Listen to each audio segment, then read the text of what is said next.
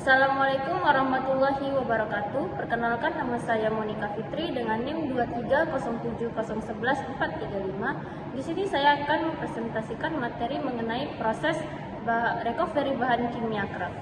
Proses craft adalah proses untuk memasak kayu menjadi pulp yang paling dominan digunakan dalam industri pulp dan kertas.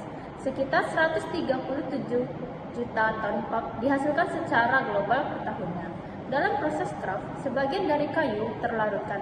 Begitu juga dengan bahan kimia pulping, membentuk zat cair yang disebut black liquor. Untuk setiap ton pulp yang diproduksi, proses craft pulping menghasilkan 10 ton black liquor atau sekitar 1,5 ton padatan black liquor kering. Dari banyaknya produk sampingan proses craft yang dihasilkan, apa yang industri lakukan dalam mengatasi produk sampingan berupa black liquor ini? Nah, yang industri lakukan adalah proses recovery bahan kimia craft. Proses ini memiliki 3 fungsi utama. Yang pertama, meminimalisir dampak limbah atau black liquor dari proses pulping terhadap lingkungan. Yang kedua, mendaur ulang bahan kimia pulping NaOH dan Na2S. Dan yang ketiga, menghasilkan bahan bakar, steam, dan tenaga. Per tahunnya sekitar 1,3 triliun ton black liquor diproses, sekitar 200 juta ton padatan kering black liquor dibakar di recovery boiler untuk mengembalikan 50 ton bahan kimia pemasak sebagai Na2O dan menghasilkan 700 juta ton high pressure steam. Ini menjadikan black liquor sebagai bahan bakar yang paling penting kelima di dunia setelah batu bara, minyak, gas alam, dan bahan bakar minyak.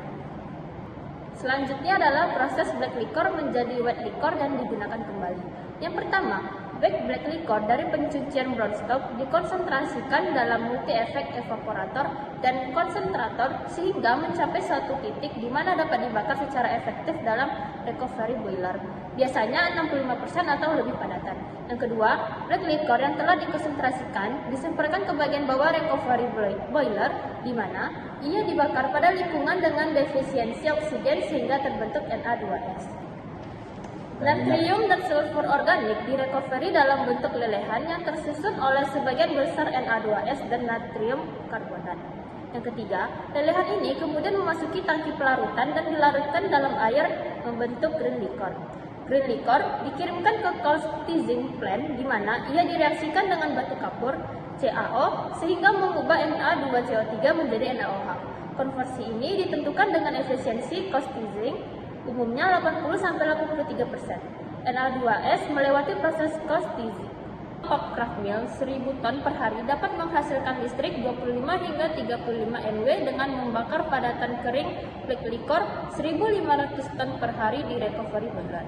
Steam atau uap bertekanan rendah yang keluar dari turbin digunakan dalam berbagai proses di pabrik. Sekian penjelasan yang dapat saya sampaikan. Mohon maaf apabila ada kesalahan. Wassalamualaikum warahmatullahi wabarakatuh.